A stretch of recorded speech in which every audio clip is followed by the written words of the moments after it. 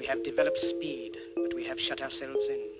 Machinery that gives abundance has left us in want. We think too much and feel too little. More than machinery, we need humanity. We know the air is unfit to breathe and our food is unfit to eat, as if that's the way it's supposed to be. We know things are bad, worse than bad. They're crazy. Silence! The great and powerful Oz knows why you have come.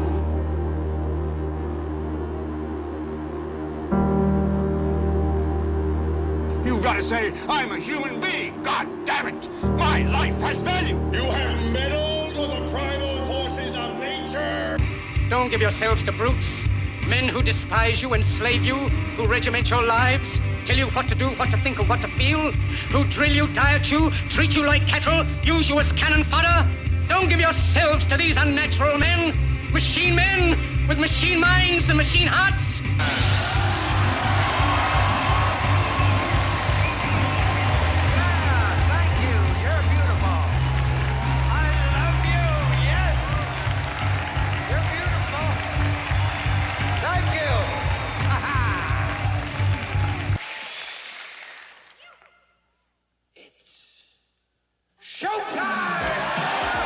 It's time to buckle up for making sense of the madness. And who loves you? And who do you love?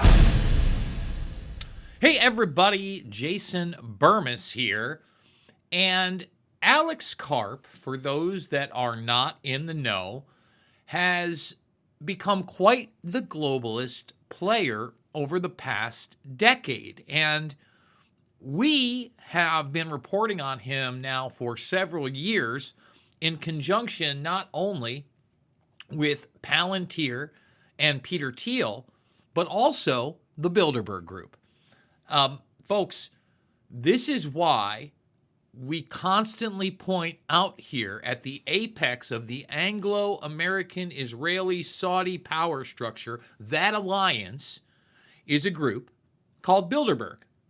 And Alex Karp is a steering member in that organization, meaning out of the 120 to 140 people that come every year, there's only about 20 or 25 that are actually there every year. And I'm sorry that sounded a little confusing. You see, the core inner structure of the Karps, the Thiels, the Eric Schmidts of the world, okay, they are there at Larry Summers, the Epstein buddy. They're there every year. Kissinger, Rockefeller when they were alive, Brzezinski every year. Now, I just named three big names there. Karp is now amongst those names. Okay? You often see him as more of the mouthpiece for the military-industrial complex and the defense industry, if you will, than somebody like Peter Thiel. And he's got this wacky look about him and this wacky way about him, and we see him at the World Economic Forum and all these other places, and he just went viral for all the wrong reasons. Now, we're going to play this clip of Karp just all over the place. Just boom, boom, boom, just moving like, hey, if you know what I mean. And you know what? I get it. I get jazzed up. I get high on life sometimes. Some people tell me they get high on Jesus. I don't know that any of that is what Karp is doing here in this clip. Now, I also don't like to take things out of context here. So what we're going to do here is we're going to do what nobody else that's reporting on this has done. We're not just going to play the clip of Karp, the 1 minute or so clip where he's talking about basically the American perspective of large-scale authoritative organizations, industries, governments, businesses, and how they're not to be trusted. And I have trouble trusting them too because they're just so dumb. And it's kind of funny because he's a big braggart in this as well. He's talking about how many of the traditional tech companies are they're all copying Palantir.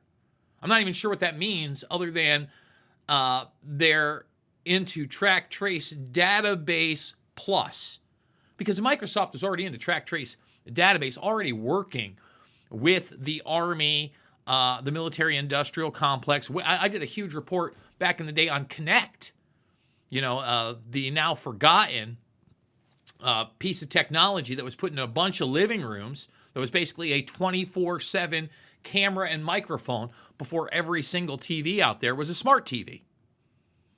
Okay, and in some respects, because of the camera, it was a little bit more advanced in the surveillance department. Okay? So they'd all done that, but Karp is just outwardly militaristic.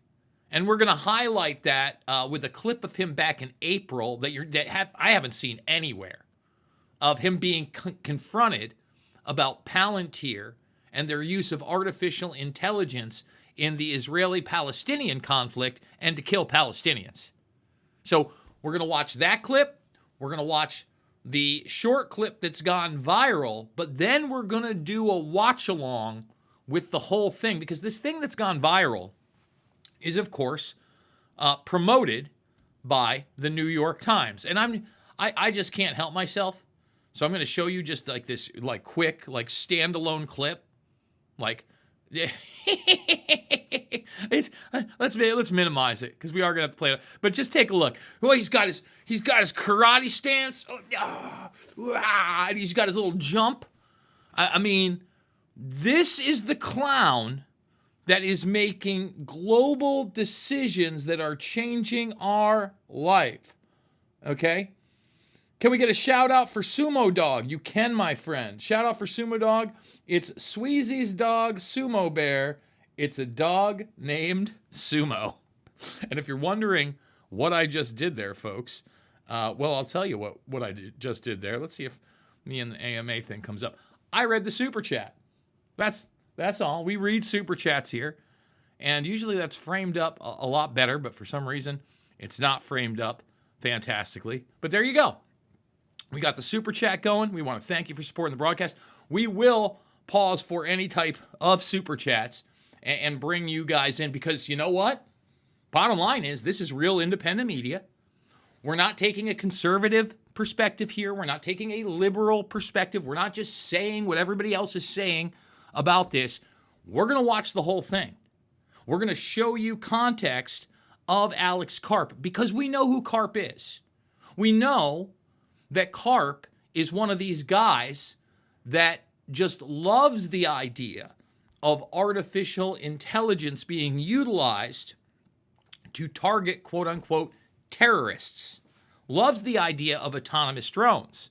Loves the idea and embraces this idea put forward by Lucky Palmer and others that we need to not only be the number one military superpower, we need to be the world's gun store. And by gun store, that means weapons store. You get it? So I need your support. Full stop. Without you guys, I can't do this. $5, $10, $15, it absolutely means the world to me. Big donors. I could not do it without you. We got the PayPal down below. Want to make it 300, 400, 500? That would be great. It is Christmas time. The holidays, I know it's tough all over, but I could certainly use that help. Want to give a big shout out to my man McGreevy over at marigoldresources.com. They buy and sell businesses. If you're in that market or you need some paperwork looked at, that is a good man right there and a great business. River City Reader, rcreader.com, an independent media operation that has truly been around now for decades and is truly independent. So let's start it up. ICE-linked Palantir CEO goes viral on onstage movements ask questions. And look, we're not saying anything about it. I don't know if he's hopped up on anything other than power. If he's hopped up on anything other than globalism. I don't know if he got access to some of that good old Kissinger, huh? Maybe Kissinger, he got cremated, and guys like Karp every once in a while, they microdose Kissinger. I don't know. But many of these people in these power systems, I'm just going to say it, do have substance abuse problems, okay? And Mr. Karate, I mean, I don't think Alex Karp actually does karate. I'm not sure who's thought that this photo shoot in what appears to be some wooden attic somewhere in the woods. But he's a vanguard. He's a vanguard for the most significant shift in warfare in recorded history. Okay? And by the way, as part of that, and to Futurism's credit, Palantir's CEO says legalizing war crimes would be good for business. Now, he doesn't exactly say it like that, and it's in this longer form interview that we're going to play. Because again, I don't want to take anybody out of context. I want to show you exactly what this guy says and does. Okay, but he basically talks about making his ability to act militarily more, quote unquote, constitutional would be good for business. So, without further ado, let's start this with the clip that has gone viral where Alex Karp is just he is high on life, my friends. What is the biggest problem in this culture? I'll tell you the biggest problem. No one believes the institutions are credible. And why don't they believe they're? And I struggle to believe they're credible too, because these business leaders make completely stupid decisions. And they get bailed out. A year later, they're getting huge bonuses. And what do the American people get? Nothing. And that's a huge problem. Like, if you make, so I think the real version is, I made a lot of decisions when we began talking, annoying each other 10 years ago. Hopefully I'm annoying you as much as 10 years ago, or more. When I made When, just jumping all over the place. This. Yeah. Every decision Palantir made, FDAs, going public, building products, enterprise, large data sets, going to government, acknowledging American superiority, being pro-meritocracy, launching an AI platform, calling... Pro-meritocracy. Now, when he says being pro-meritocracy, that means in his world, okay, who can be the most cutthroat? None of this is actual capitalism, by the way. You just heard him really tell you that. Telling you that people can make horrible decisions and then get bailed out. That's not capitalism, okay? That's something else. It's the system we have. We may call it capitalism. It's not capitalism. It's fascism, really. Into question that AI models would actually be able to perform without orchestration. Every single one, our ontology, every single one of those was viewed as stupid. You know what I actually have grown to appreciate about capitalism?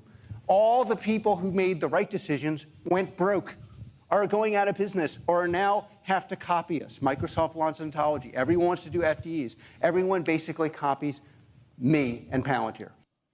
Me. So he brags at the end. He's all over the place. And he makes some statements that I think are just ridiculous. Now, normally, I don't love artificial intelligence. I got to tell you, I get more and more annoyed with the quote-unquote AI slop that I'm forced to deal with now on a daily basis in video feeds and searches. But this is kind of funny. Kind of funny. Kind of funny. Not gonna lie. But, as promised, before we get to Karate Karp right here, I want people to watch this. Because here is Alex Karp really being called out on him aiding and abetting what I would consider war crimes. Really at the frontier of war crimes. Oh. Yeah. And, you know... Well, if you... Do you want to hear my answer? Sure, okay. So, I think the primary cause of... I mean, it's hilarious to the host that someone dares to bring up the AI systems that Palantir is helping to run to declare who is and who is not a terrorist, to declare what military zones are operational, in other words, bombable. It's funny to this guy that this woman stood up and asked him how he sleeps at night while he's helping to kill her family members. Hilarious. It's hilarious. Death to Palestinians. Okay, Do you want to hear the answer, or do you want to yell? Well, you don't want to hear an answer?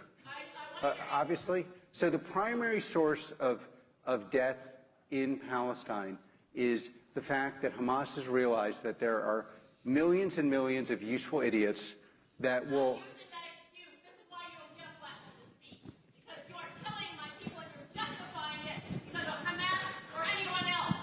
You're damn right. And like, I'm on this woman's side out of the gates. Out of the gates. Now, everybody's Hamas now. Everybody's a Hamas sympathizer. Can we get security up there? Okay. One of the most. Okay.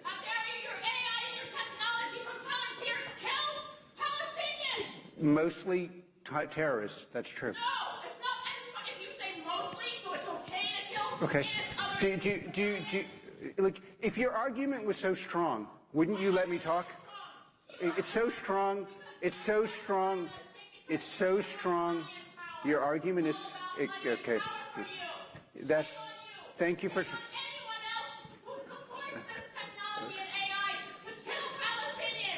If your argument was so strong, you'd let me talk. If your argument was... The Hill in the Valley, this April. The host laughs, and they applaud him. Now, look, I want to give Karp a chance to speak, but so far, it's just the Hamas card. It's a canard. When we're talking about AI systems like Lavender that are deciding who lives and who dies, and right out of the gates, he acknowledges the fact that all of these people are not quote-unquote terrorists, whatever that means at this point. Okay? So let's continue. Let's see where this ends.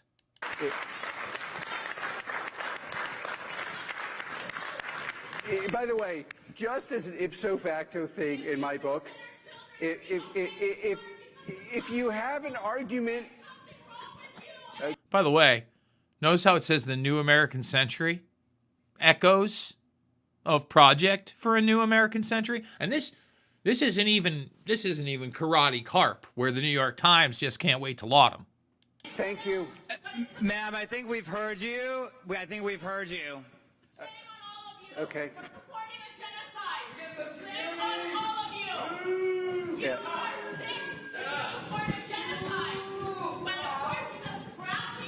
I think you came to the wrong event. Okay. It's well, no. Yeah.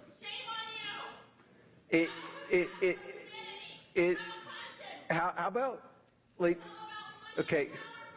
If anything, Okay, have a great day. One of the most important things, first of all, I really support free speech. So the part where you get up and say what you think, I'm 100% on your side. Like, if you want to come in here and accuse us of doing bad things, regurgitate where I'm a sick, bad person who's doing it for power and I'm enjoying watching people suffer. Okay, great. I 100% support her right to say that. But the thing on our side that we have to fight for is we have to fight for a right to discuss and say our side of this or my side of this. And like one of the most important things about the book, which you may not want to read, is you don't need to read, is if your argument is that strong, why will you not let the other side talk? And there, it's like, So talk. I still haven't heard a response. Other than the Hamas thing. Talk, Alex. Like, I'm not stopping you. If the argument was as simple, and by the way, the pain of Palestinians is something that everybody, and anyone who dies in war, obviously people care about, I care about that. The obvious solution to war is to have the West having the strongest, most precise, deadly weapons possible so that we can minimize unnecessary, innocent deaths. And by the way, the primary way you minimize these deaths is you're so strong no one attacks you. And that's how you actually do it. Now, there is some truth to having the best technologies and being strong. But the idea that the West, the United States in particular, has not continually abused those power through propaganda and lies, especially when it comes to the Middle East, and especially post 9/11, not that there wasn't stuff before, is ludicrous. It is insane to say that. Now, there are many sides to this debate, but, one of the things that's really frustrating in the West, honestly, is I kind of call it, I spent a lot of my life in Germany. I'm kind of pro-German culture, especially where it actually works, which you could argue in many ways it's not. But it's like what I would call probably incorrectly, the greenification of our society, which is, we kind of all support something like climate. I think most people support regulated immigration. You have 20% of your society in Germany who are just radical to the point where the ideas make no sense, but they 100% believe, and then they end up controlling the policies of the whole society. Wait, are you talking about a place where, the majority doesn't control the society and has insane views? Geez, I wonder, sounds a lot like our culture here in the United States, unfortunately.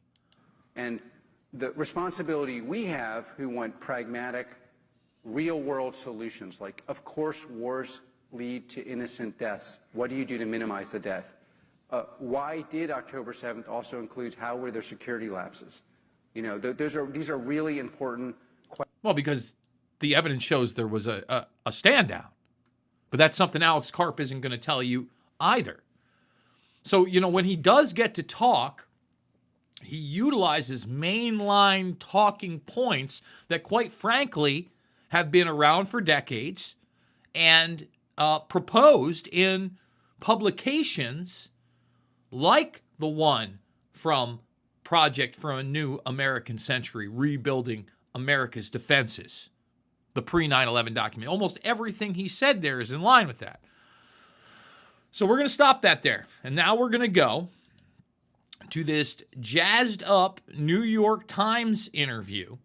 We're going to do the watch along, folks. So let's buckle in. Let's thumbs it up, subscribe, share, ring that bell. Okay, if you're new. And remember, please consider supporting the broadcast. Give a comment down below as well, not just in the live stream. And let's do it. Let's do Karp in the New York Times.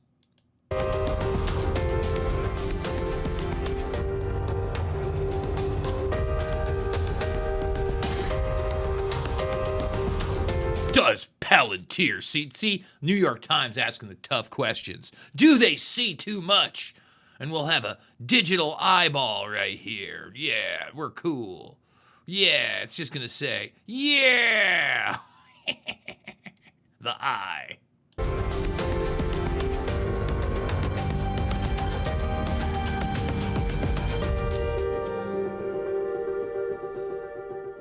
And they got Sorkin doing the interview. Sorkin is just, oh my God. Talk about an establishment bootlicker. Sorkin is that person. Andrew Ross Sorkin and his guest, co-founder and CEO of Palantir, Alex Karp. Good morning, everybody. Palantir's Alex Karp is here, and we are going to get into it. Alex, thank you for being here. Palantir is named after the Seeing Stones in J.R.R. Tolkien's Lord of the Rings. Palantir has a... Just going to throw this out there before we get started. A lot of from Karp. He's pretty erratic, but I mean, you just take a look at the mouth and the nose and the actions there. Just throwing that out there. Complicated, let's say, sometimes secretive, controversial business that helps the U.S. And other countries and governments around the world make sense. By the way, Sorkin, they did a great job on your makeup. I can hardly tell that you have about as much pancake makeup on as a beauty queen trying to take that trophy home, Sorkin. Of complicated data. That's what they do. Its business has soared in the age of artificial intelligence. Today, it is among the top 30 most valuable companies in the world. It is worth $400 billion. And after October 7th, Karp has been perhaps singularly the most outspoken CEO in America to support Israel. Week after the attack, he took out a full-page ad in this newspaper, the New York Times, had 4 words on it. It said, Palantir stands with Israel. should say the IDF and Mossad are clients of Palantir. Yeah, you think? Of course they are. Gee, it's almost like that woman's concerns were real. Crazy. There are a lot of questions about what they're doing here in the U.S., including their contract with ICE and their work around the world, and we are going to talk about all of it. Alex, thank you for being with us. Couldn't imagine why we're controversial.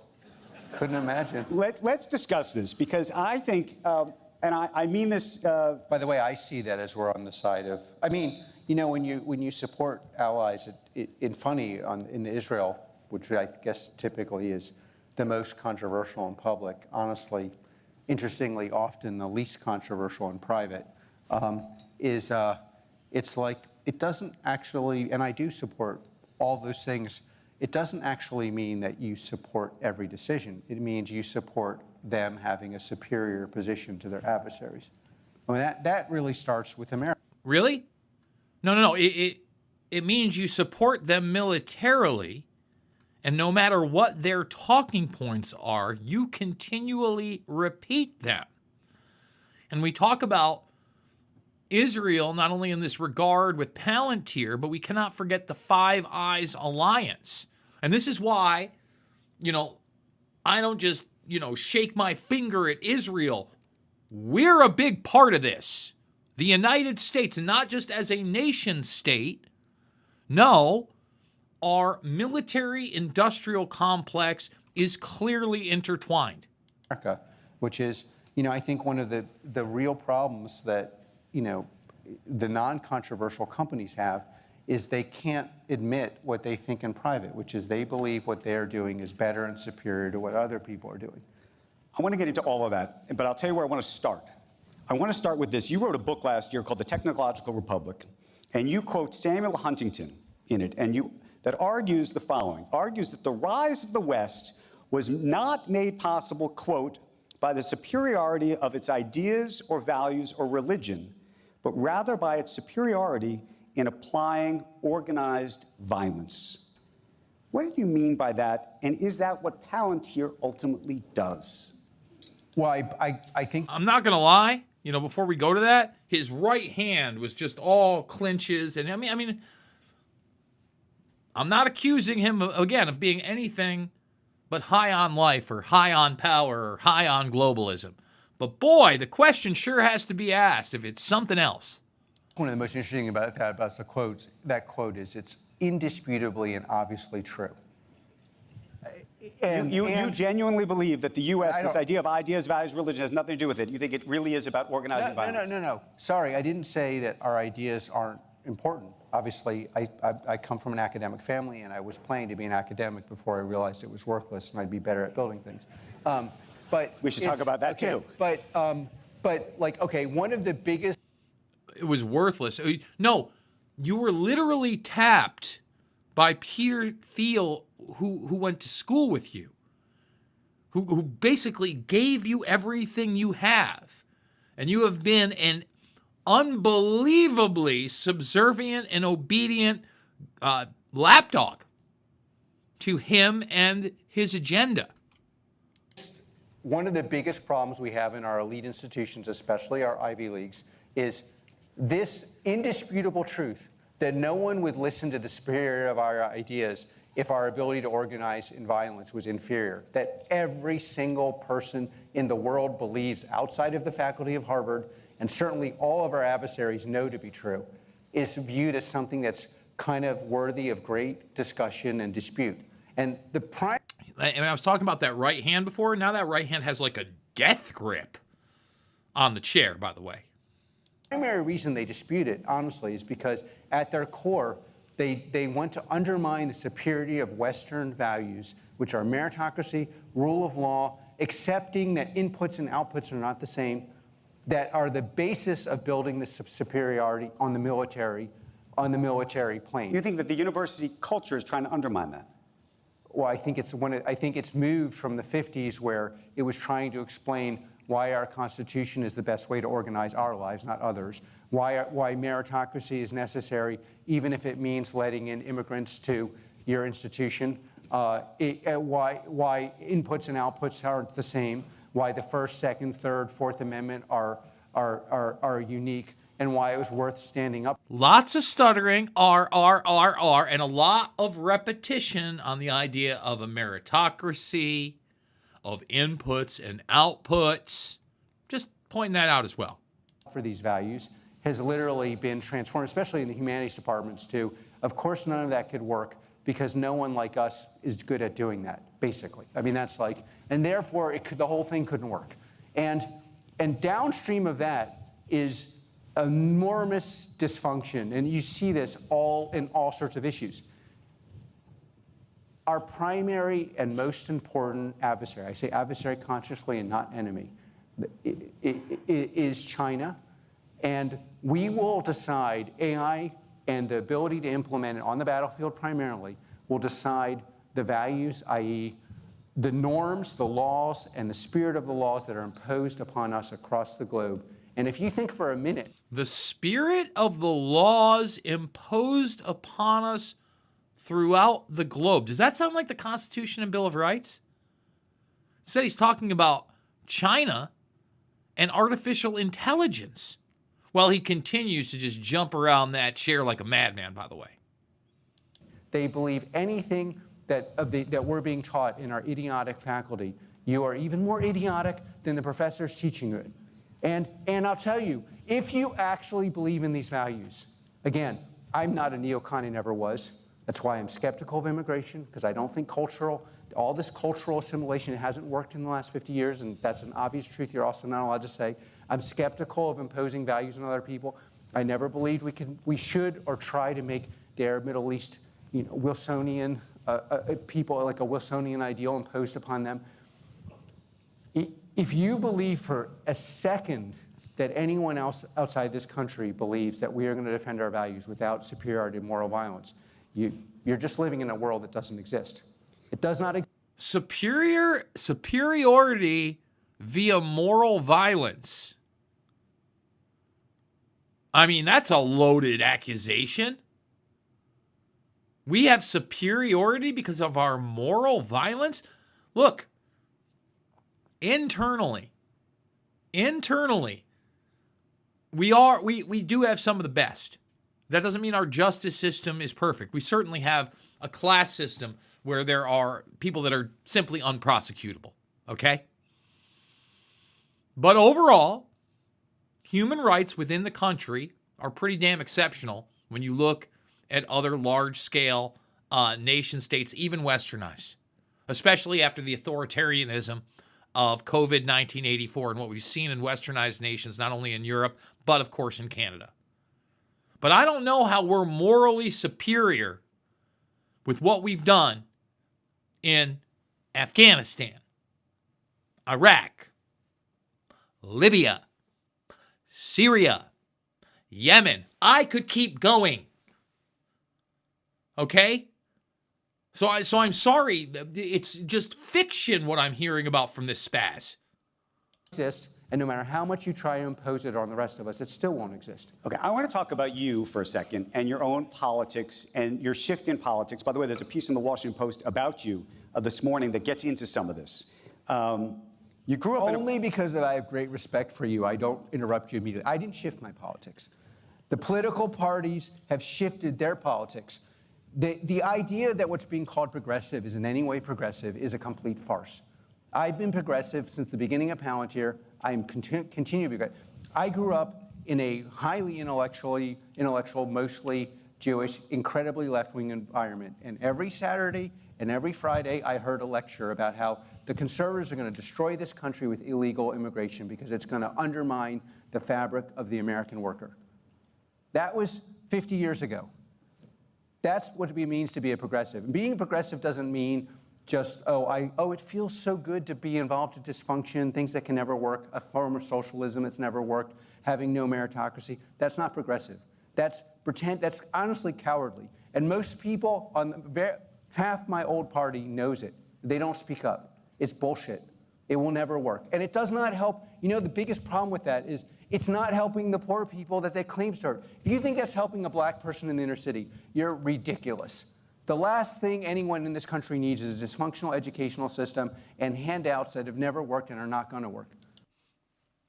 So here's a point where Karp points out a problem that is extremely real within our education system, within this idea of progressivism. But what he doesn't tell you is these same people that are supposedly progressives, right? Schumer, Bernie Sanders, AOC, especially when it comes to the Israeli-Palestinian issue, they're war hawks, they're neocons, they're the same damn thing. Okay? So all this stuff about progressives and liberals and the left, that's all window dressing. That's all window dressing. Okay, let me ask you, though, because I know you say you didn't shift your view, but I do want to read you something that appears as if you shifted your view. This is back in 2017 about Trump. You said, quote, "I respect nothing about the dude. It would be hard to make up someone I find less appealing." You know, there's a lot of things that are quoted about me that were like not quoted in public, like in this book, that, you know, my biography, there's tons and tons of quotes. I'll give you a different version of this. A lot of these you're not really doing this, and we've been at this for almost a decade. And he was kind enough to interview me when I was a complete clown and joked to everyone else besides me and our motley crew of Palantir. And I greatly appreciate that. Thank you. One of the biggest lessons in the he can't sit still. You know, this obviously wasn't like a cherry-picked 1-minute clip. He is just, boom, boom, boom, boom, boom. It's kind of crazy. Just a slight detour to the wonderful and very important country of Germany that is seeming to be crashing its German functionality and competence into a plane, into the ground of political correctness that it somehow can't escape for historical reasons. The minute you judge somebody by anything but the issues you agree with. So in Germany, the Green Party and the Socialists have convinced the majority party they can never vote with the far right on immigration. I care about two issues. Okay. I care about immigration and reestablishing the deterrent capacity of America without being a colonialist neocon view. And on those two issues, this president has. Again, I don't know what colonialist neocon view, and he's about to defend Trump on this. Look, there's a lot of great that Trump has done, at least in the rhetoric. Has he stopped the war in the Middle East? Yeah, we're supposed to be a ceasefire? Come on. Has that really occurred? I mean, it may be de-escalated. We may not be seeing it every single day, but no, that ceasefire wasn't real. I mean, are we acting like a non-colonial power with what's going on with Venezuela and these boats? I'm sorry, I'm not buying the fentanyl. And that's escalating. So you can sit here and try to proselytize that you're not a non-colonialist and not a neocon. Your actions say different, Mr. Karp. Performed. And those are the two issues I care about. So what were the issues that you didn't agree with when you said he was not an appealing dude before? What was that? First of all, you're quoting somebody who's quoting me off the record that's in the public record. I care about two issues. I am not going to be proxy corralled into having no power by something of like, well, I care about these two issues. By the way, I was a supporter of the Democratic Party. What two issues did the Democratic Party not perform on? Does anyone think the Democratic Party performed on migration or deterrence? That's crazy. You could care about different issues. I'm pro-choice. It's not my number one issue. I'm wildly pro-gay rights. It's not my number one issue. The minute you allow yourself to be corralled into, I disagree with this person, I disagree, you've basically transferred your power to one party. Palantir and I am not transferring my power and our influence, which honestly, the main. First of all, let's just get into wildly pro-gay rights. Now, I don't know whether or not Alex Karp is gay, okay? But Peter Thiel is gay. And, first of all, gay people have just as many rights as you and I. Maybe you could have made the argument prior to the ability to marry, men and men and women and women. And by the way, me not even being a religious guy, I was against that. Not that they couldn't have a civil union, not that they couldn't have the same thing on paper, but just because marriage is a religious term. Okay, by the way, Peter Thiel not getting married. Just pointing that out. So, this idea of wildly for gay rights, I mean, it's human rights. Like, gay people shouldn't not be able to vote, should not be able to speak, shouldn't be treated any differently by the judicial system, and they're not. So, I mean, what is this guy really saying? Like, are you saying the Republican Party is anti-gay? I mean, look at some of the people that Trump has surrounded himself, not just Thiel, in these past couple administrations. Rick Grenell? Like, let's get real here. Like, that's another big problem I have. This idea that, like, if you're pro-gay rights or if you're gay, you can't be a warmonger? No, that's not the case at all. You sure can be a warmonger. Mainstream media at the Washington Post and at the New York Times doesn't always like me. That's great, because you know who does like me? About 10 million people, primarily dudes in this country. And you know what? I'm going to use my whole influence to make sure this country stays skeptical on migration and has a deterrent capacity that it only uses selectively. Okay, let me ask you this, and this goes to maybe, I don't know if it has to do with just being a blunt instrument, compassion, what have you. I think you could argue, in terms of immigration policy, that you don't want to have illegal immigrants in the country, or you want to prevent illegal immigrants from coming into the country, et cetera. We are now seeing ICE working its way around the country, and oftentimes folks ripping people off the streets with masks on. You and Palantir are working hand in hand with ICE. That's public. What do you make of that? What do you make of it's not necessarily the policy, but the approach to the policy? Let me give you... All right, before Karp even answers this, I will say this. I am not in love with any type of law enforcement officer. First of all, ICE. Don't think it should exist, because I don't think the Department of Homeland Security should exist. Does that mean we don't have immigration or border patrol? Absolutely not. Absolutely not.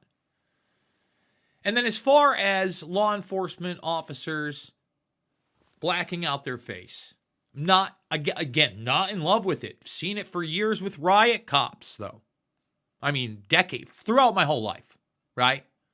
If you're rocking the big helmet or the thing around, been around for a very long time. Certainly the ATF has utilized that.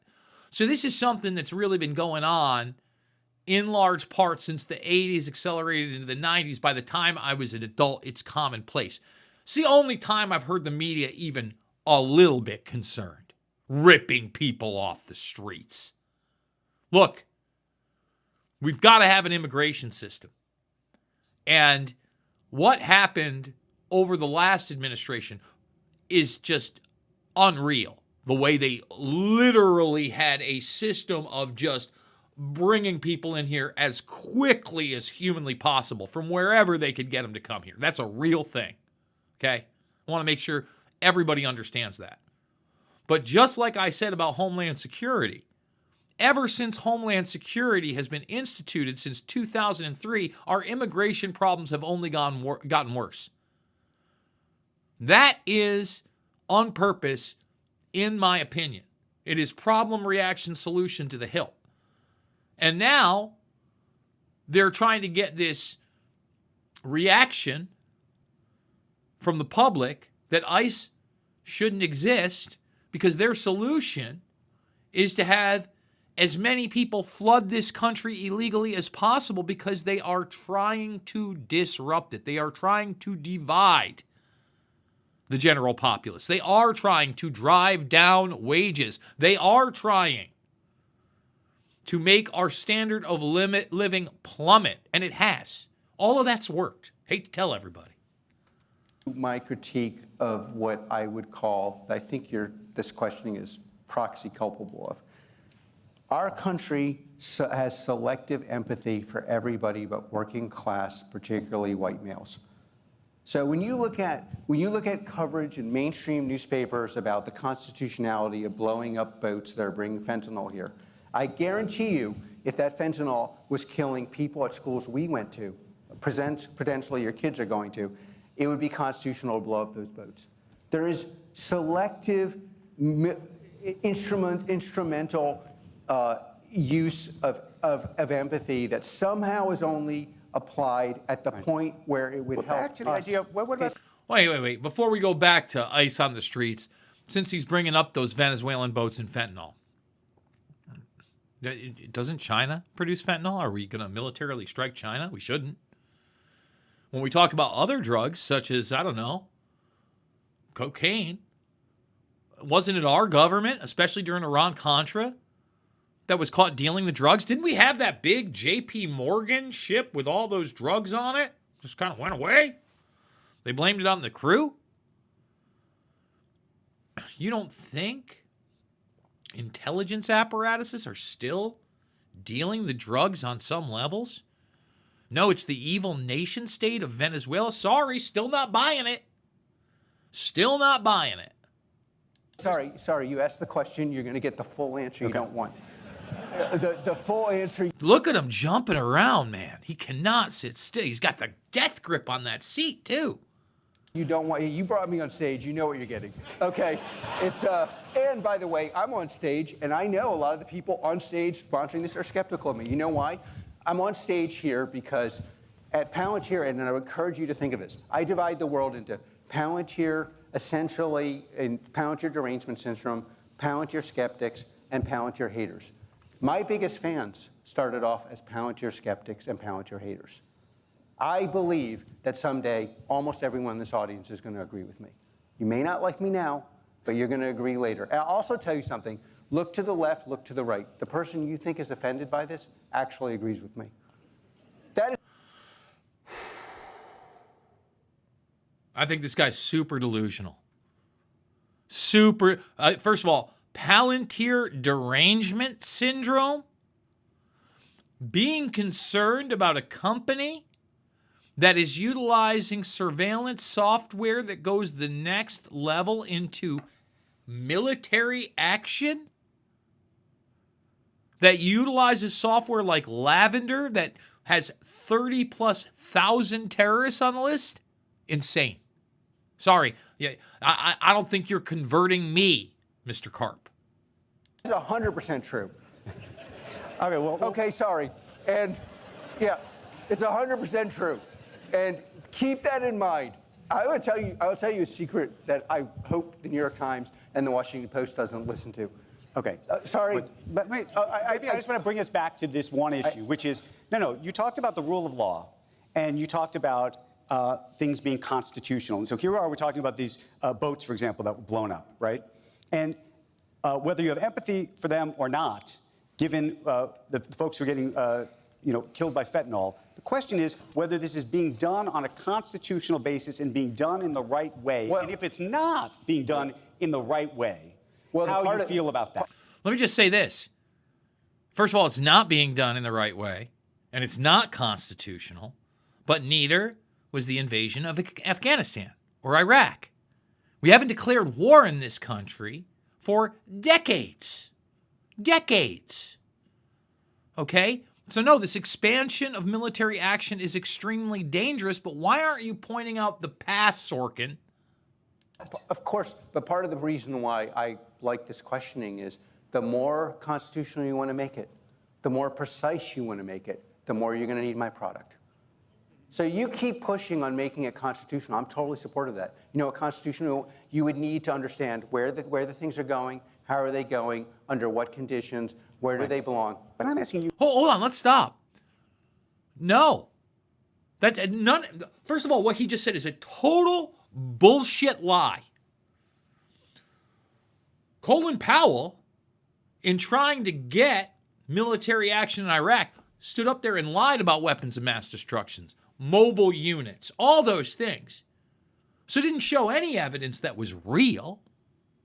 Okay? None that was real. and it's still pushed forward anyway. If we're going to make it constitutional, you have to go to Congress to declare war. Didn't even omit from his lips how our constitutional system works. Instead, he's just saying, hey, let's blanket make everything constitutional so we can spy on everybody and decide who the enemies are. But meanwhile, he's wringing his hands and his fingers. He's jacked up. Just as a person, on a sort of a moral basis, as a human, when you see people, young people, mothers and fathers and families getting ripped apart with the masks on, with the ICE folks, what you think of that? Of course, but at this point you're abusing empathy, because I of course don't like that. Right. No one likes that. No American. This is the fairest, least bigoted, most open-minded culture in the world. But if you don't like it, shouldn't you say, hey, government? You're going to let me finish? Please. Okay. So in this country, you have 1% of the country in prison, 1% who were in prison and therefore have no rights. Do you know what happens to you when you go to prison? They take you away from your kids. You know who that happens to? Disproportionately working class, disproportionately black and Hispanic men and white men in the underclass. You know who it disproportionately happens to, Alex? Criminals. Just not super rich criminals that are part of white-collar crime. It certainly doesn't happen to war criminals that are invested in the military-industrial complex. It certainly doesn't happen to people like you that help pick the targets and develop the software. You're outside of that class. But you're going to hear him proselytize stupid numbers, acting again as it's anything more than a class issue. It is a class issue. Okay? It's not a color issue.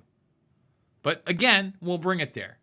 Take just a quick break from this, guys, just to let everybody know to thumbs it up, subscribe, share, ring that bell, and please consider supporting the broadcast. Do want to thank my friend there for that $15 PayPal. We've got that down below. Again, guys, I cannot do this without you. Who else is giving you the full Karp with the New York Times? Nobody. Where are the thousands of articles about them? Nobody cares, and they don't care because it does not either serve the ability, the desire to force me to vote for one party, which basically takes away all my power. That's effectually what it does. If I agree to say this is the worst thing in the world, I essentially have given up my vote. My vote is not for you. My vote is for these two issues. The second reason they don't care is because somehow no one has empathy with any of those people, because none of us really deal with those people. At Palantir, we are on the side of working class Americans. We support people who go to the military. We save their lives. We bring them home safer. Our AI actually makes workers more wealthy, more valuable. And the 10 to 15 million people that love me despite what's written, half of them made a lot of money on us. And all right, so there you go. He's talking about money. And, I mean, first of all, this idea that he's protecting anybody and he's making my life better or your life easier is bullshit. Even the idea that his technology is saving military lives, okay? I'm sorry, but if you're involving military units on the ground or in the air in these places we should not be because of your technology, it's the opposite, Alex. It's the opposite of what you're saying. The only thing that you're talking about that's actually real is the money you're making for your investors. You know what they're like? They're like people like me who think, you know what? We have to do better. Of course we have to do better. What do you say to this then? Take me out of it, take the media out of it. There's a group of 13 former Palantir employees who wrote an open letter to you, and they stated, quote, that Palantir's leadership has abandoned its founding ideals. We have 5,000 ex-Palantirians and 4,000 current Palantirians. And by the way, we encourage a culture of disagreement, which you know exists. Anyone can come visit us. You'll find half the people disagreeing with me, at least on any issue. But I just want to say, we have 5,000 ex-Palantirians. You have 13, half of whom were in the humanities department of Palantir, which is a little bit like being in the printing press part of New York Times, a very important part, but no one's really listening to your opinion. So it's like, Yeah, you know, if you have an organization, I'll tell you what. I mean, and think about that laughter. He's basically telling you you're a pleb, and that most people that work for him are plebs, serfs. They don't matter. They're like in the mailroom. Okay? I mean, I think about how this guy views you as an average person, as somebody who's not invested not only in the stock market, but in Palantir in the stock market. I mean, this guy, he's power tripping all right. He's power tripping hard. But a lot of Palantirians are mostly uncomfortable. Most Palantirians are like you. I don't know who you are because you're an objective journalist. But they broadly are okay with, they like the work we do in Ukraine. By the way, could Europeans finally stick up for us, since we're basically between us and Russia? So he's outwardly talking about the fact that Palantir is integral in the Russia-Ukraine conflict that Donnie T just can't seem to end. Promised he was going to end it on day one. Well, great, Alex. I'm so glad that your technology is keeping us in that war. I'm so glad that it's at the apex of what NATO needs.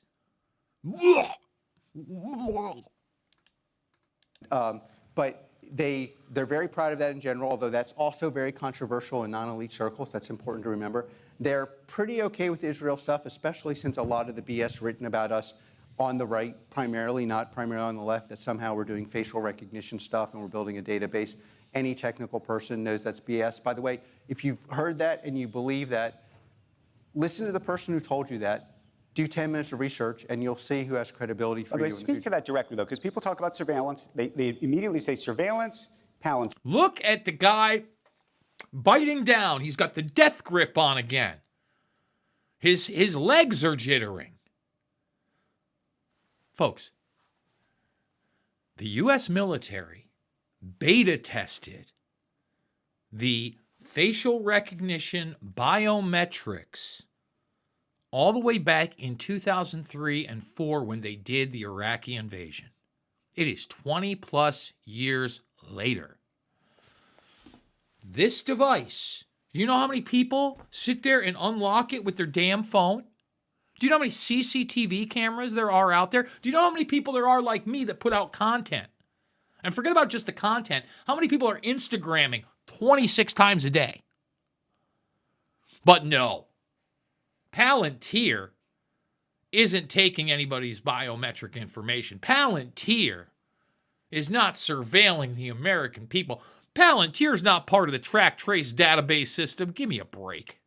That you are helping the U.S. government in a massive surveillance program, given the amount of data that's coming in from all sorts of different agencies now. First thing, before I will absolutely get to that, the biggest misconception about Palantir is none of this. Palantir is an absolute dominant juggernaut in U.S. commercial and AI. Our revenue grew 121%. The most important metric in enterprise software, we have the highest number ever recorded. It's well over 2x any number that would be highly respectable. So we're like the Michael Jordan on the numbers in U.S. commercial. And that really pisses a lot of people off. That's true. Most of our money, 75% of our revenue comes from America. That's growing 77%. And most of our market cap comes from that. So, like, we are just crushing it in the most meritocratic environment in the world. Just crushing it. Oh, yeah, and working with the Mossad and the IDF. So if they're working with the Mossad and the IDF, oh, but they're not working with the United States military-industrial complex to track, trace, and databases. Come on. Come on. U.S. commercial. Okay, so the surveillance stuff, of course, there's the Pollyannish version of it, which is like our product can never be abused. What is true is that we are highly ethical, but don't believe us on that. We are not, obviously not building a database. We're not, the most absurd one is we've built a database in Israel we're bringing here. Okay, that is complete nuts. Do you see how he just said that really quickly? We've built a database in Israel and it's coming here, but that's completely nuts. First of all, we are in this country from the very beginning, and second of all, you don't need us to build a database. That's like, oh, I have a ruler a ruler and a pencil so I can do math. Oh, I got a calculator. So it's just, that's like you're selling your people like corn syrup, cornflakes, or something. Okay. You're selling your people corn syrup, cornflakes, or something. You know, that is something we've done here in the United States. Like not just the Frosted Flakes. We have put high fructose corn syrup in just about everything. Put in bread. Like, I mean, Karp is fully scatterbrained in this. He is fully delusional. He's got that death grip on there. He can't sit still. And he's got Sorkin, you know, supposedly as his foil. And yet they're just so on the same page when it comes to the military-industrial complex, other than the talking points that are out there via the mainstream, all right, on things like ICE and others to divide us. Craziness.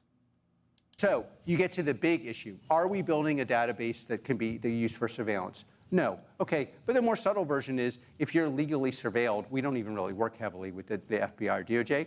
Could you put it in our product? Yes. Are our enemies surveilled using data that goes in our product? 100%, and I completely support that.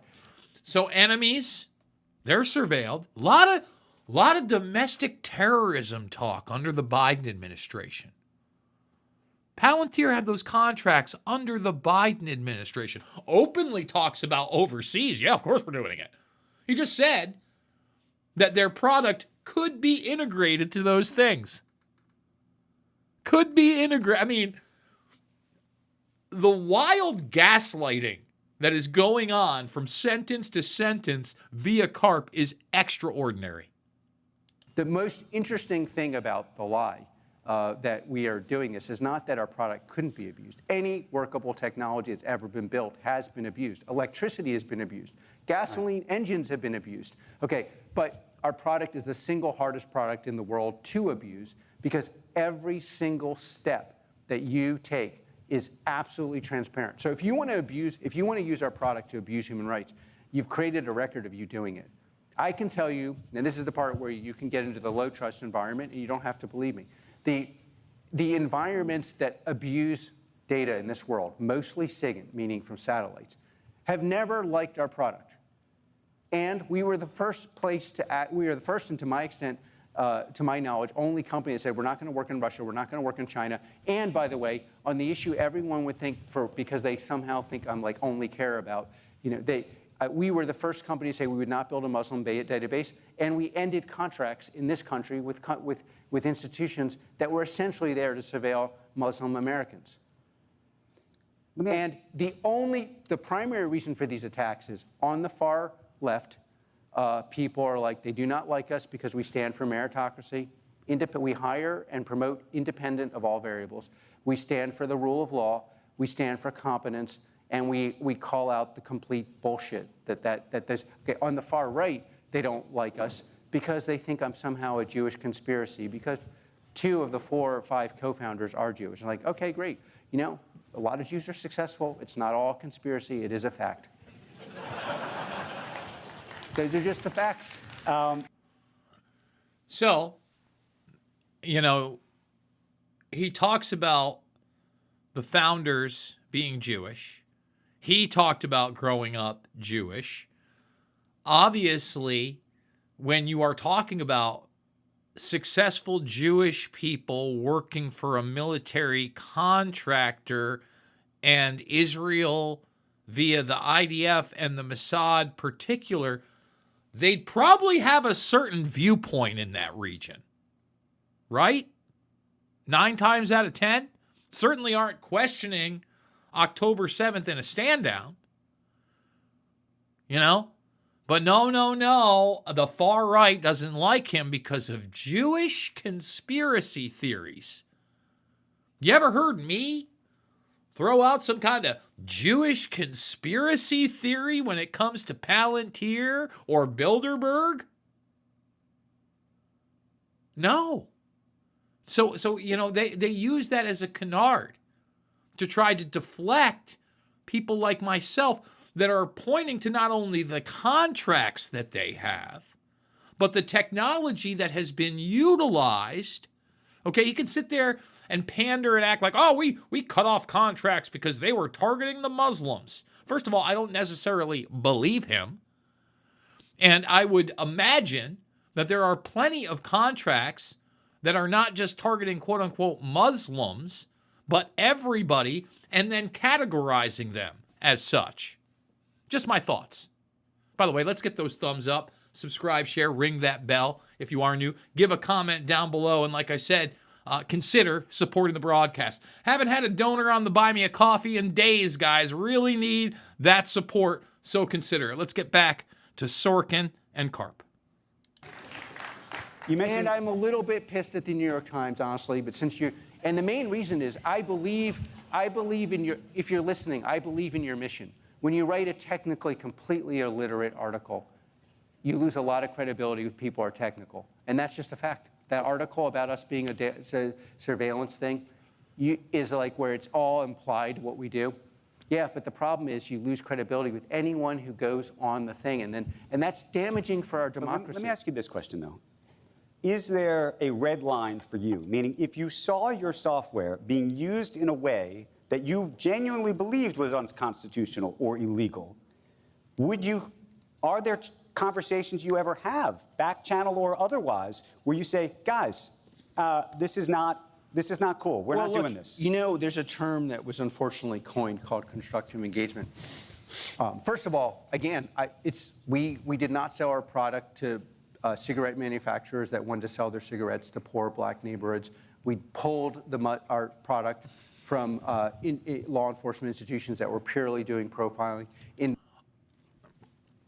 Folks, he's going to, like again, not trying to make this out as left and right, but everything he just said was identity politics, virtue signaling. The tobacco industry was trying to sell their cigarettes to poor black people, so we didn't let them use it. You think, does anybody honestly think that Alex Karp gives a flying rat's ass about poor black people? Is there anyone out there that is that delusional? I certainly don't think so. Certain countries in Latin America, racial profiling is just part of how they do credit scores. We could have made a lot of money on that. We refused to do it. We've said no to many countries across the world. We said no to China. We didn't say no, but we didn't work in adversarial countries. So, there's always, have you done this, I think, is the most important. And we did this at points where it was critical and we were in desperate times financially. So we did this when it absolutely could have crushed our country, our company. So the obvious answer is yes. Then there's the more subtle answer. All these countries and people I defend in public, like Israel's a perfect example. I think most of the critiques of Israel, not all, but a lot of people just have Israel derangement or Jewish derangement syndrome. It's like they're not all. But again, I used Palantir derangement syndrome. Listen, TDS absolutely exists, but on both ends, right? There's totally Trump derangement syndrome around 34 felonies and sexual assaults with E. Jean Carroll and all this other stuff. But then on the other side, you have the TDS where there are people that think the white hats are in control and there's 5D chess and he didn't sleep with Stormy Daniels, etc. And they can't criticize things like Venezuela. But again, it's all about those same kind of monikers when it comes to Israel. See, everything's about people hating Jews or everything's about Israel. You know, he came with the caveat. Well, there's some real criticism. Is there some real criticisms? Let me ask you. Is it okay for me to be highly critical of their boop hate and lie shot passport system that they had?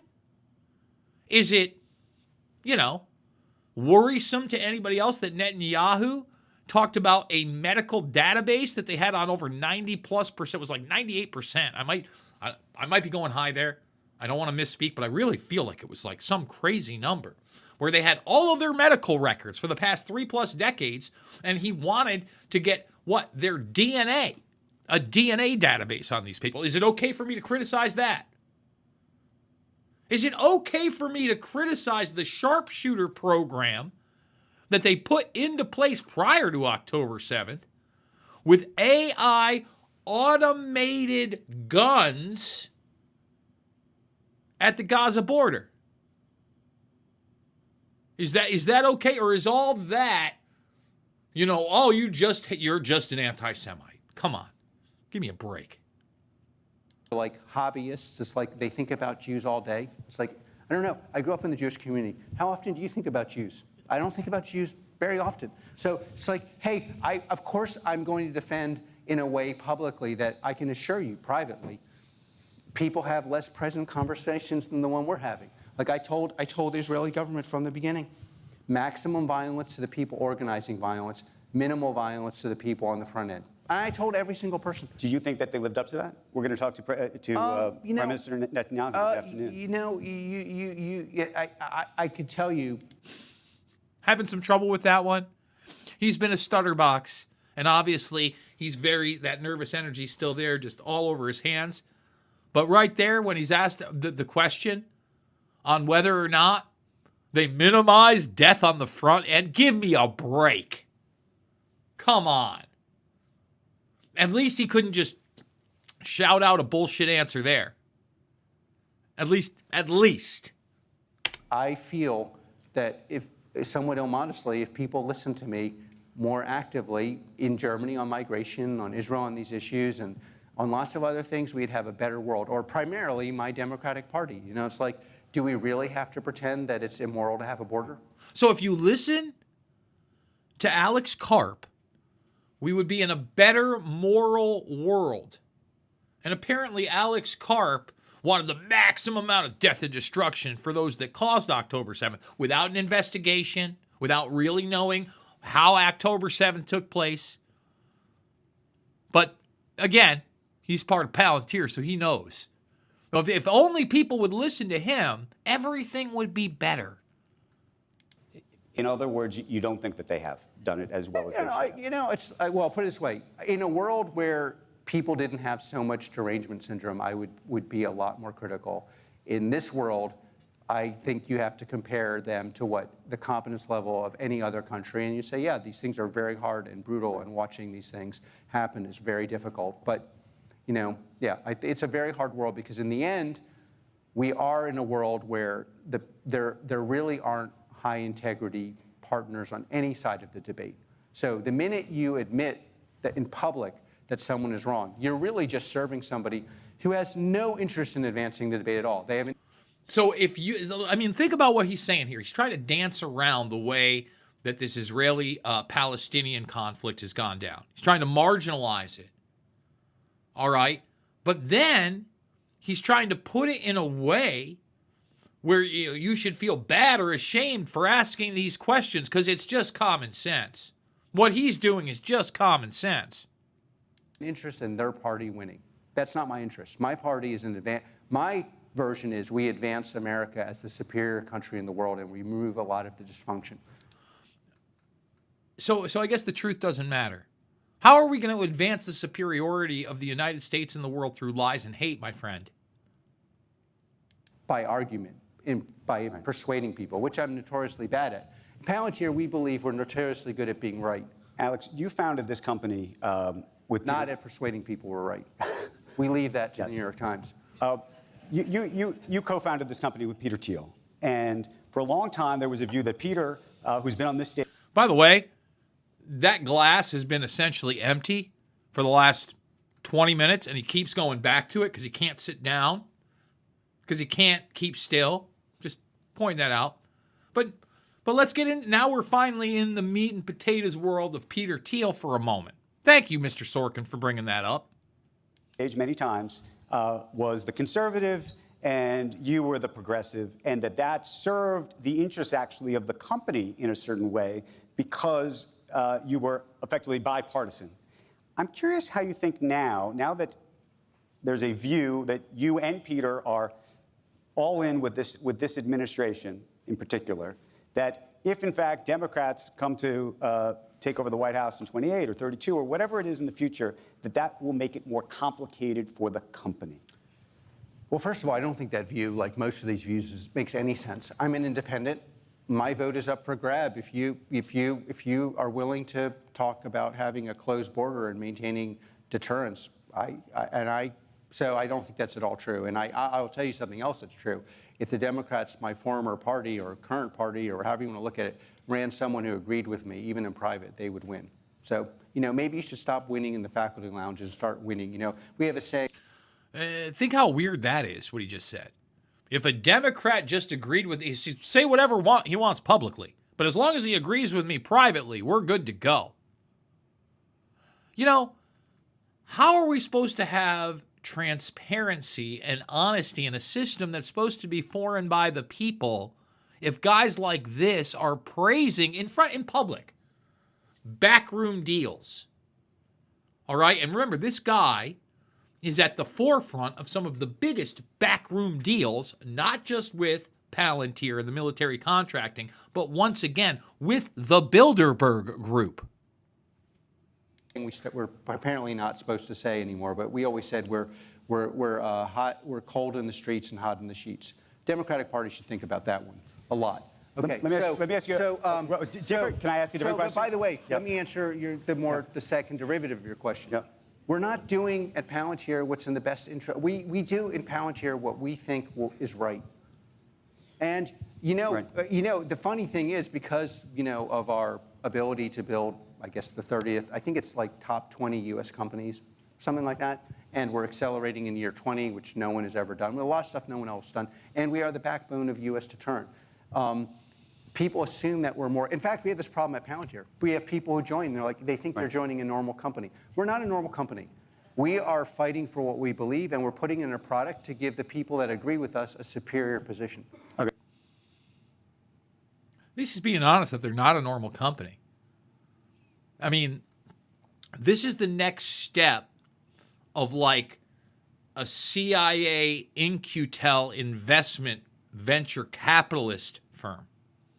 And that's why I constantly talk about this, not only future, but current situation that we are in this country of high-level techno-fascism.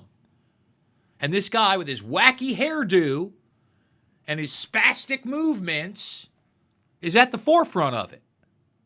So I want to ask you this, and it's a Trump question. You wrote your college thesis on fascism. There's a view, and I'm curious where you land. Do you think that President Trump is a fascist? Of course not. I think that's stupid, honestly. And you know what? Again, you can go all day on these stuff. It's honestly idiotic. I grew up half my life in Germany. I spent time with actual fascists. I went and talked to lots of former Nazis. We have a democratic society, and he won in a landslide. I don't see any sign of him being. Look, of course, I don't agree. It's like I don't know what the point of these. It's like. Well, the reason I was asking it was because you did study this. This was your thesis, and there's a lot of people who have different views about this. I was actually ask you. Let me ask you a different question, but maybe it's related. Let me stop. Trump is no more a fascist than Barack Obama was, than George W. Bush was, than Reagan. I'll keep going down the list. Again, we've had this merging of government and private businesses post-World War II on an accelerated path that was not the original intent of our founding fathers. Period. Full stop. That is why we are in the conundrum we are when it comes to technology for the average person because of black programs, compartmentalization, and contractors. And by the way, right now, you and I, via AI, are getting squeezed out of a lot. I'm going to do a full story on the RAM shortage. And, I've talked about these AI data centers and what they're doing to the environment and what they're doing to people's electric bills and what they're doing to the water supply. But now they're also taking technology and making it out of reach for consumers via RAM, which is essential.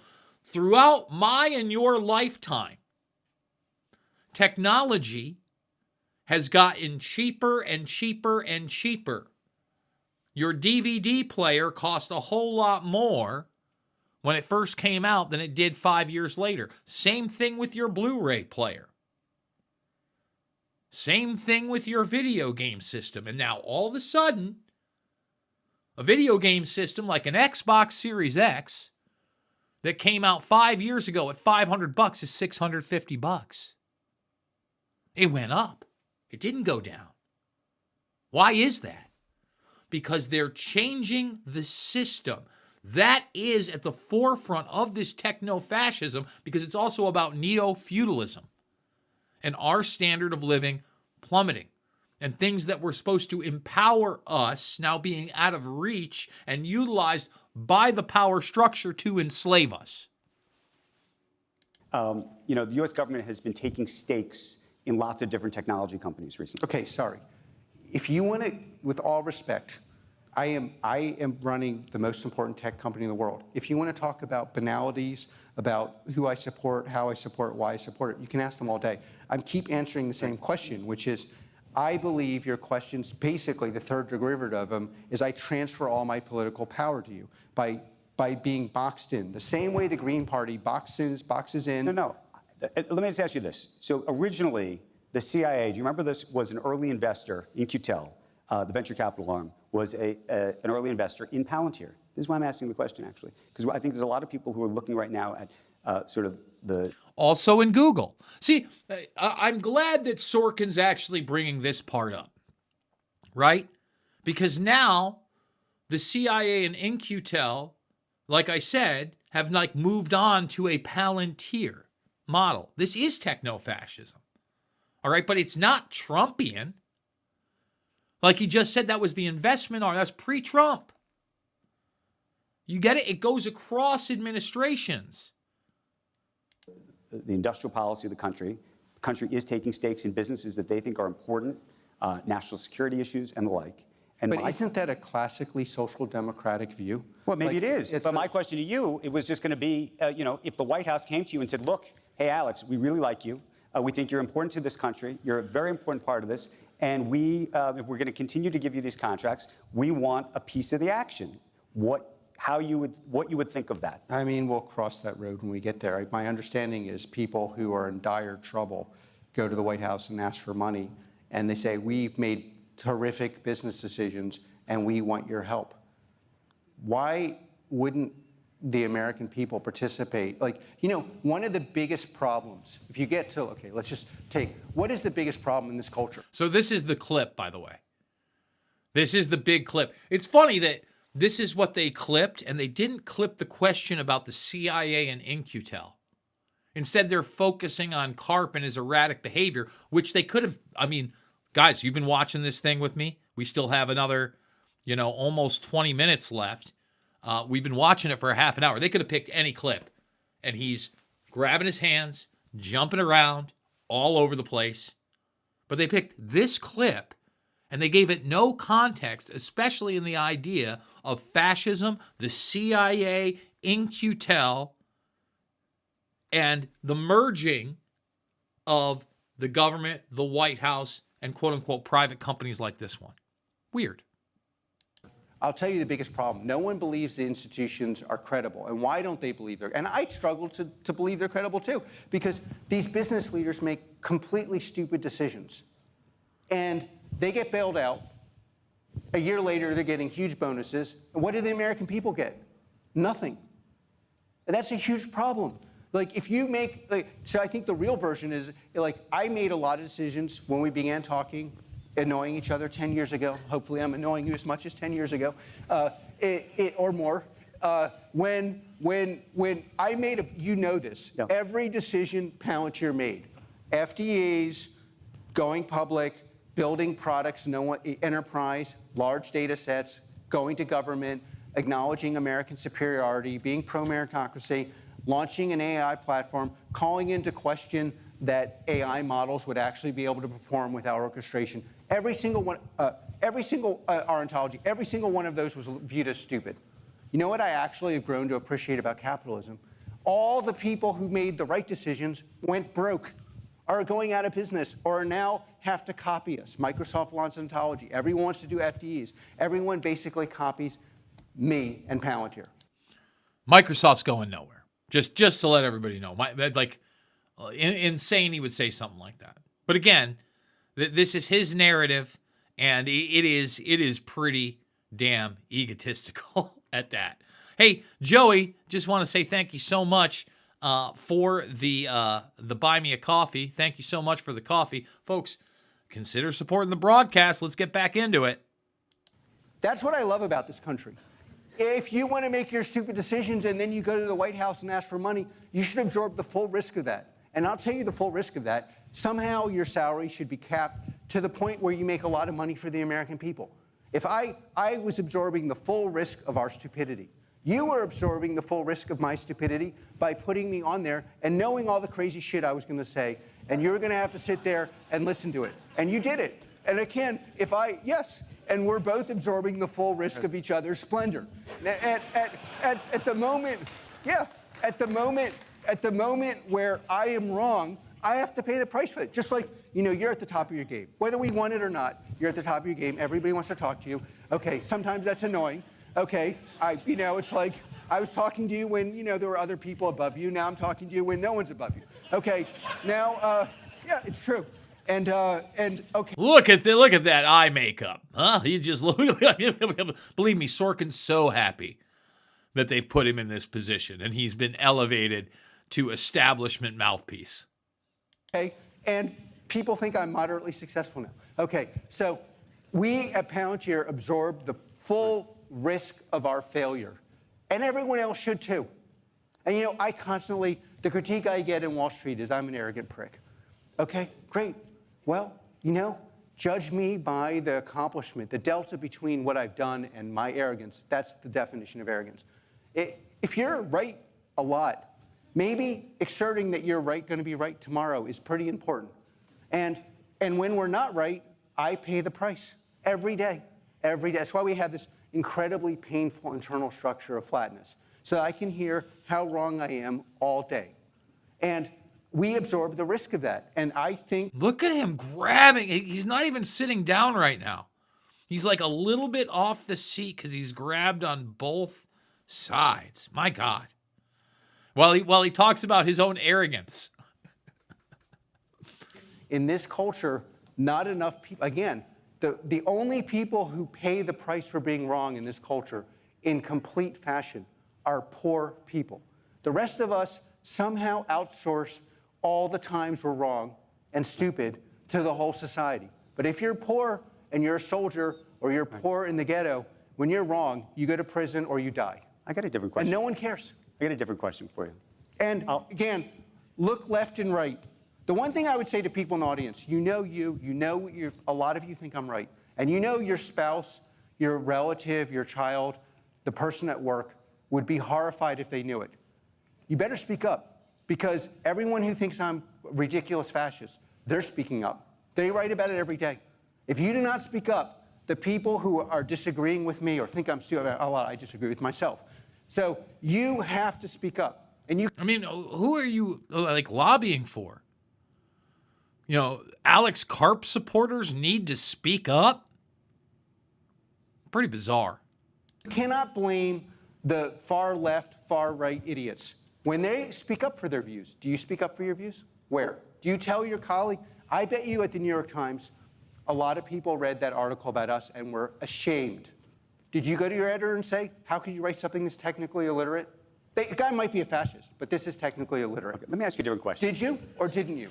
Because if I'm the only one speaking up, you're going to get a world of technical illiteracy on the right, on the left, and in the middle. Alex, help me with this. A lot of people come on this stage or publicly, and I think this goes to the issue you're talking about to this audience, saying speak up. And they come up on a stage, or they go on television, or they talk to a reporter, or whatever it is publicly, and they're timid.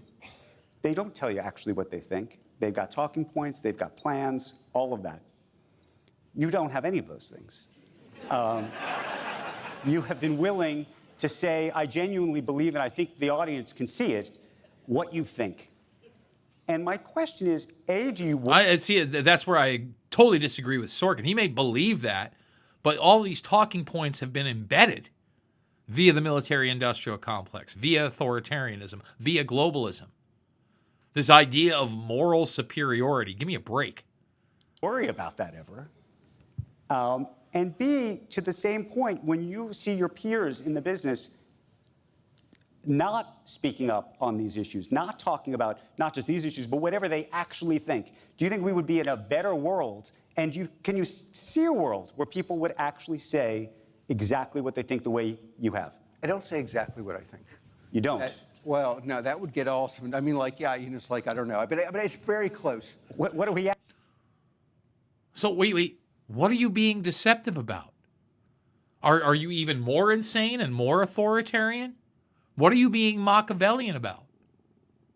At here. Yeah, I don't know. I avoid the whole personal stuff as much as I can. But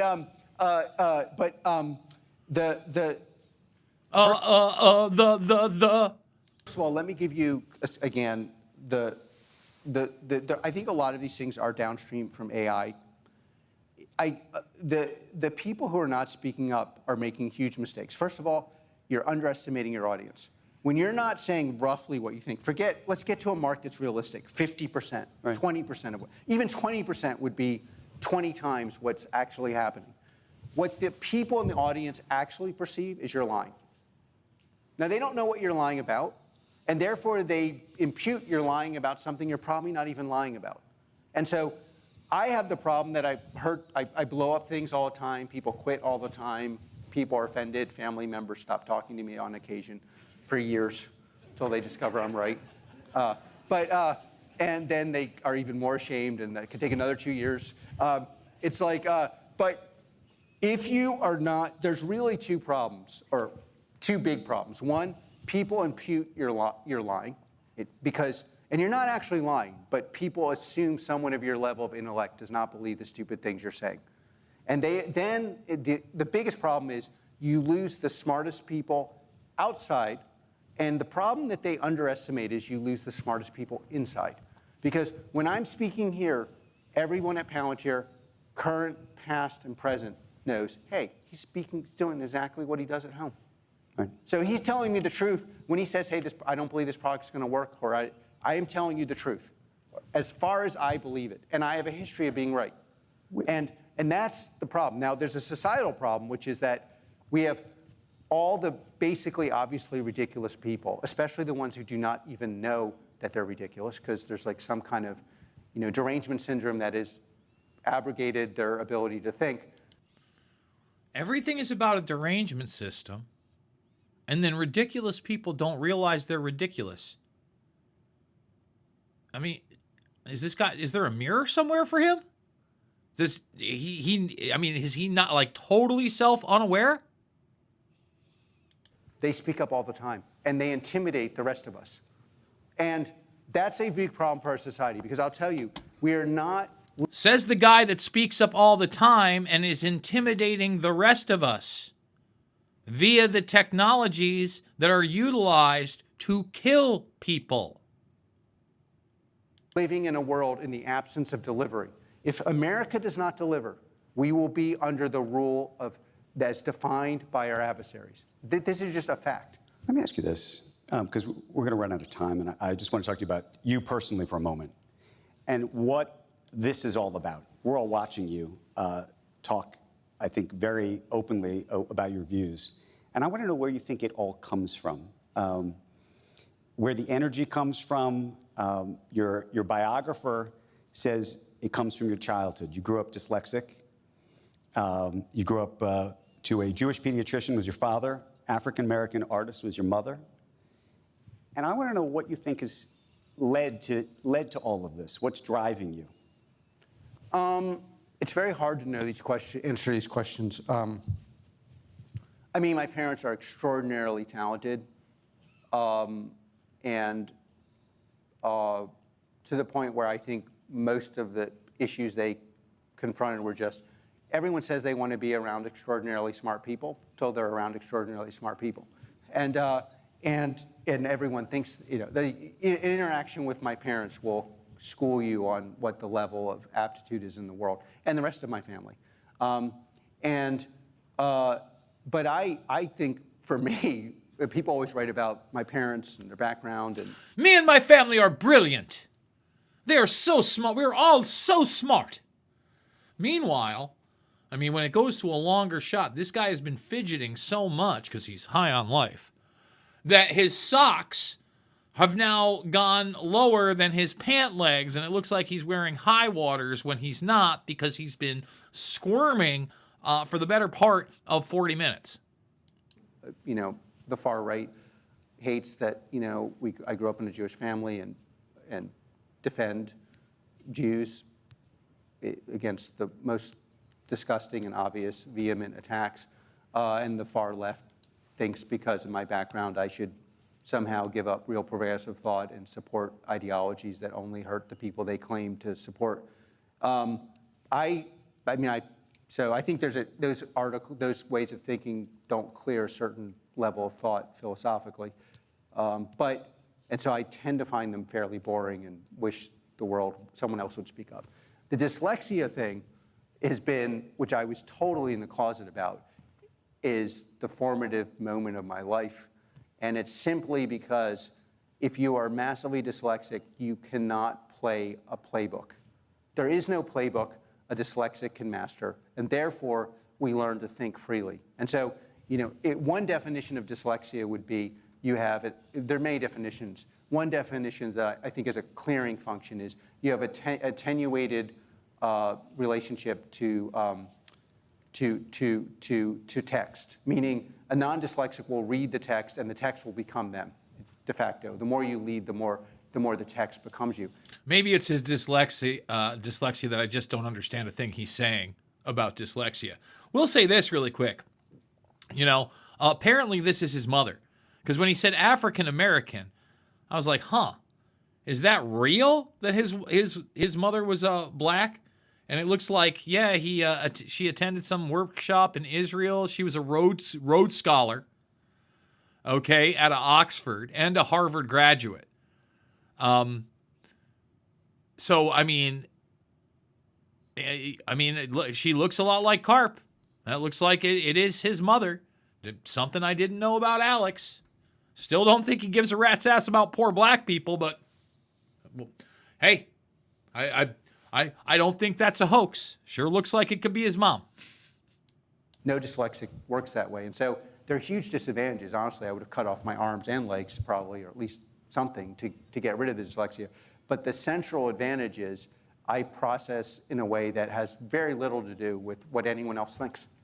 And that has powered a lot, combined with obvious aptitude, and I believe in what we're doing, so we're very aggressive in making it work. I don't know, but where it comes from, but I really believe in the primacy of winning, not for money, which I love the freedom of money, but because, you know, I do think what people believe will be downstream of what has worked at some point in the future, and I believe in what we're doing. Let me ask you this, and I want to know whether you think this drives you. You told a story, your mother passed away from cancer, and you were interviewed. She did, that's wrong. But that's wrong? She didn't pass away. No. Oh my goodness. Yeah, so luckily. I don't know why. Why that note said that. Yeah. Okay. Well, I mean, had cancer, and listen, while we're getting things wrong about his mother, because we're all learning about Alex Karp's mother, apparently she was not. I'm reading this wrong. She was the youngest and the only, I want to say probably girl right there, of the four winners. The other ones were an Oxford University Rhodes Scholar and a Harvard graduate. See how easy it is for me to admit when I'm wrong? See how simple, but Alex doesn't want to admit when he's wrong because he loses his political power. No, when you're human and you get something wrong, you go, I'm a human being and I got it wrong. I hope she didn't. I thought you were talking about the jeweler who helped your mother when she had nothing. But I was struck by this. I was struck by a quote where there was a jeweler who helped your mother. When my parents got divorced, my mom had no money, and there was a very kind family that took her in. But you said this about life and the jeweler helping your mother, and you said, in general, people don't help you. And I remember watching you say that, and I thought, is that what's driving this? Meaning this view about how you think the rest of the world views all of each other, helping each other, or not. That the world is actually not trying to help you. I do not believe it's accurate to say the world will help you. And my grandfather used to say, be careful who you help, they'll never forgive you. I think the more you want, the true progressive position is obviously help someone to help themselves. And I do. First of all, think about what he just said. It's a pretty crazy viewpoint. Be careful who you help because they'll never forgive you. Generally, with people that I have helped throughout life, it has been very rare that they have turned it around on me. I mean, super rare. I've certainly never tried to turn it around on somebody else. Despite disagreements and time going on, pretty cynical view of the world. I believe the negative side of helping people. I mean, there's a positive side of helping people, but the negative side of helping people is you are conveying the idea that they need your help and they need it in perpetuity, which is dehumanizes and takes away agency from them. But I do believe that America and strong individuals, realistic individuals, recognize you are largely on your own. And the more you recognize that, the better we will be as a society and a world. There, I agree. I mean, you are largely on your own, 100%. And again, you have to be able to do for yourself. And when you're helping somebody else, I'll just give you an example. One of the things, I tried to do with like an ex-girlfriend. She was in this arena also of alternative media. And instead of like just trying to do everything for her to show her how to do this, right, and just do it, like how to stream and what technology, I bought all the stuff. And I, tried to teach her how to fish, right? Because again, when you help somebody, you don't want to have to quote unquote help them forever. You want to help them become independent. Me and Karp will agree on something here, huh? How about that? And that's why I'm very skeptical of like all these international whatever. It's all a way of curtailing and constraining the obvious fact that some cultures are superior. We live in the superior culture, a culture that defends our right to argue, defends our right to back that up with arms, defends our right to privacy. So the First, Second, and Fourth Amendment, I believe Palantir and I are fully aligned with the First, Second, and Fourth Amendment. No one believes the Fourth Amendment, but it's arguably as important as the others. No, to be secure in your persons and property first of all, you can't be secure in your persons and property if you're not allowed to arm yourself and defend yourself. And you're certainly not secure if you're not allowed to say what you think and feel. They're all really integrated together, Alex. The First Amendment was put... But by the way, I don't think Palantir is aligned with any of those values. First, for a reason. And we protect individuals in this country, and our Constitution derives that protection from a higher force, God. It is different than any other country in the world. And the basis of that is protecting our agency as humans. And why do we have that agency? Because it is somehow magical in an artistic sense, or maybe in a religious sense, it's somehow divine.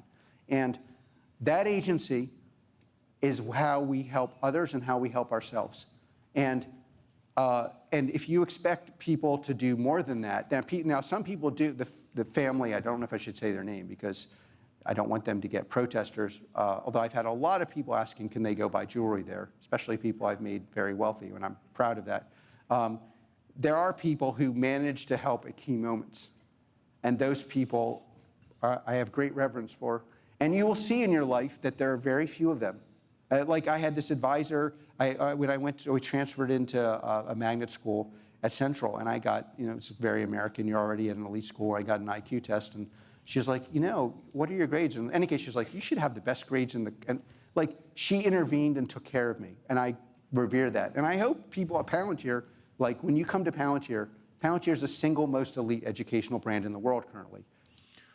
The single most elite educational brand in the world is Palantir, and they work with our military-industrial complex. Nothing to be concerned about there, folks.